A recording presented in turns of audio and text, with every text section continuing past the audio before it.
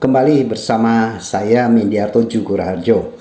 Kali ini saya akan sharing sebuah topik, yaitu bagaimana membuat sebuah penilaian kinerja bagi tenaga penjual yang direkomendasikan. Nah, sering sekali bahwa perusahaan-perusahaan merasa kok dia nggak bisa jualan sih, atau kok dia cuman gitu aja bisanya. Nah, perlu difahami juga bahwa menjual itu bukan sebuah sulap magic yang begitu selesai, begitu berkunjung, begitu keliling-keliling dapat menghasilkan penjualan. Ada dua hal yang perlu diketahui di dalam menilai kinerja yang perlu direkomendasikan, karena ini sebuah sistem. Jadi kita tidak mengandalkan hanya individu, tetapi mengandalkan sistem.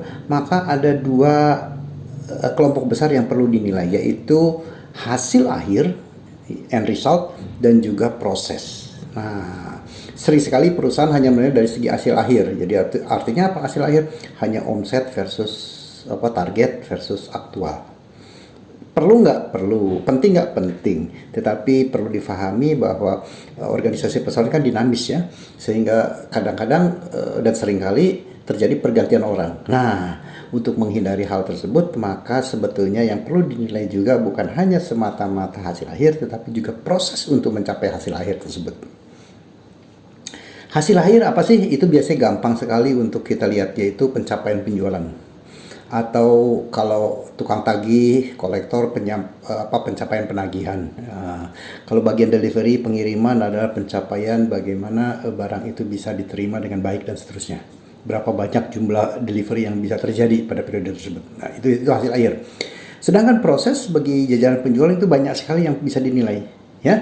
Karena apa? Biasanya proses tidak akan mengkhianati hasil. Nah, ini perlu difahami ya. Apa saja yang bisa kita lakukan di dalam rekomendasi seorang tenaga penjual? Pertama adalah kunjungan.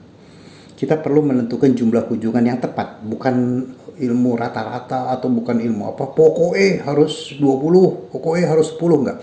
Itu semua bisa diatur. Apakah satu hari itu hanya 4 kunjungan, bisa 5, bisa 10, bisa 15, bisa 20, bisa 30, bahkan bisa 40 calls untuk produk-produk tertentu tentunya ya. Maka perlu dievaluasi di dalam KPI, Key Performance Indicator, itu adalah kunjungan, kemudian kita nilai juga kunjungan efektif atau pelanggan aktif. Bisa juga kita nilai adalah tentang numerik distribusi, jadi tingkat penetrasinya, channelnya, berapa banyak produk ini terjual di luasannya, ya. Oke, baik secara channel maupun produk kategorinya. Bisa juga yang dinilai adalah minimum drop size, jadi jumlah quantity atau rupiah atau unit per sekali order, per sekali transaksi itu harus berapa rupiah, atau berapa pieces, atau berapa liter, berapa drum, berapa apapun ya. Jadi ada minimum drop size. Kemudian juga bisa jumlah item atau jenis, atau ya item sebetulnya jenis atau produk yang terjual ya, yang disebut dengan biasanya adalah produk unit. Nah, oke.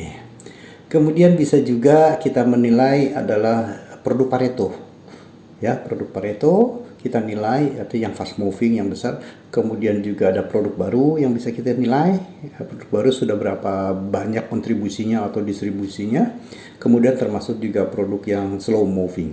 Ya, kita juga bisa evaluasi bagaimana kategori produk yang slow moving itu bisa meningkat penjualannya atau mendapatkan perhatian. Nah, itu bisa dinilai semua. Ya, tentunya targetnya perlu kita sesuaikan ya, tidak bisa semua produk sama. Kemudian ketika itu semua sudah dibuat, kemudian kita sudah putuskan, maka dibikin bobot. Ya, perlu bobot di masing-masing proses tadi.